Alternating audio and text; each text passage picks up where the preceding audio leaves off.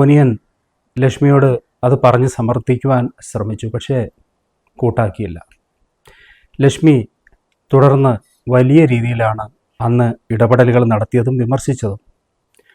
ലക്ഷ്മി നേരിട്ട് കാണാത്ത കാര്യമാണ് ഇത് എന്ന് ഏറെ ശ്രദ്ധേയവുമാണ്. ഈ വിഷയം മോഹൻലാൽ ഇവരോട് ചോദിക്കുന്നുമുണ്ട്. ഇതിനു മുന്നോടിയായി ക്ഷമ ചോദിക്കാൻ വന്ന ലക്ഷ്മിയോട് ഒനിയൻ പറഞ്ഞ കാര്യങ്ങൾ ശ്രദ്ധ നേടുകയാണ്. അതായത് വാവിട്ട വാക്കും കൈവിട്ട ആയുധവും, അങ്ങനല്ലേ? അതൊരിക്കലും തിരിച്ചെടുക്കാൻ കഴിയില്ല. അതിന് ക്ഷമ ചോദിച്ചിട്ട് ഒരു കാര്യവുമില്ല എന്നാണ് ഒനിയൻ പറയുന്നത്. എൻ്റെ ക്യാരക്ടറിൻ്റെ മനോവീര്യം കുറച്ച് കാണിക്കാനാണ് നിങ്ങളത് ശ്രമിച്ചതെന്ന് ഒനിയൻ ലക്ഷ്മിയുടെ മുഖത്ത് നോക്കി പറഞ്ഞു. ഇക്കാര്യം വെറുതെ വിടാൻ ഉദ്ദേശിക്കുന്നില്ല എന്നും നിങ്ങൾ പുരുഷന്മാരെ ഇഷ്ടമില്ലാത്ത മിസ്അണ്ടർസ്റ്റാൻഡ് ആണ് എന്നും ഒനിയൻ പറയുന്നു. അത് അയാൾ തെളിയിക്കുമെന്നും പ്രതിജ്ഞ ചെയ്തിട്ടുണ്ട്. അതിനുശേഷമാവട്ടെ മാപ്പിനെ കുറിച്ച് ചിന്തിക്കുക എന്നാണ് ഒനിയൻ പറയുന്നത്. പിന്നെ ലക്ഷ്മിയുടെ ക്ഷമ എന്നെപ്പോലെ ഒരാൾക്ക് ആവശ്യമില്ല. കാരണം ഇത്രയും വർഷത്തിനിടയ്ക്ക് എനിക്ക് ചുറ്റുമുള്ള സ്ത്രീ ശക്തികളെല്ലാം സുരക്ഷിതരായിരുന്നു. എൻ്റെ കരിയറിൽ ഒരുപാട് ആൾക്കാരെ നയിക്കുന്ന ഒരാളാണ് ഞാൻ. ഇത്രയും വികൃതമായ ആരോപണത്തിൽ വീഴില്ല എന്നും പറയുന്നു.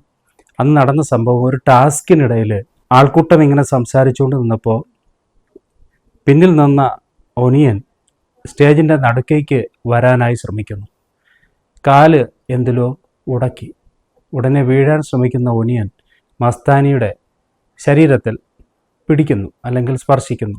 അതാണ് വലിയ പ്രശ്നമായത്. പക്ഷെ മസ്താനി അത് വലിയ കാര്യമായിട്ട് എടുത്തൊന്നുമില്ല. അങ്ങനെ സാധാരണ രീതിയിൽ കണ്ടില്ലാന്ന് നടിക്കേണ്ട കാര്യങ്ങളൊക്കെ എടുത്ത് ബിഗ് ബോസ് പോലുള്ള ഇത്രയും ജനപ്രിയ ഷോയിൽ ചർച്ചയ്ക്ക് വയ്ക്കുന്നത് എന്തിനാണെന്ന് ചോദിച്ചാൽ അത് എല്ലാവർക്കും അറിയാം. കാരണം പുറത്തേക്ക് റീച്ച് കിട്ടുന്ന സബ്ജക്റ്റുകൾ ഇങ്ങനെയുള്ള പൈങ്കിളി ആരോപണങ്ങളാണ്. പ്രേക്ഷകർ ചിന്തിക്കുന്നുണ്ടാവും, എന്തുകൊണ്ടാണ് നമ്മളിതൊക്കെ ഇതുപോലെ റിവ്യൂ ചെയ്യുന്ന, നിരൂപണം ചെയ്യുന്നതെന്ന്.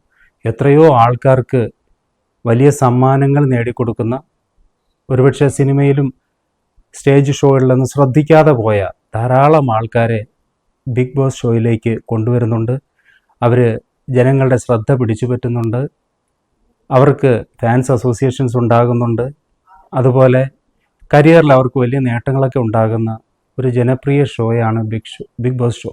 അതുകൊണ്ട് തന്നെയാണ് ഇതിനെക്കുറിച്ച് പറയുന്നതെല്ലാം ജനങ്ങൾ കേൾക്കുന്നത്.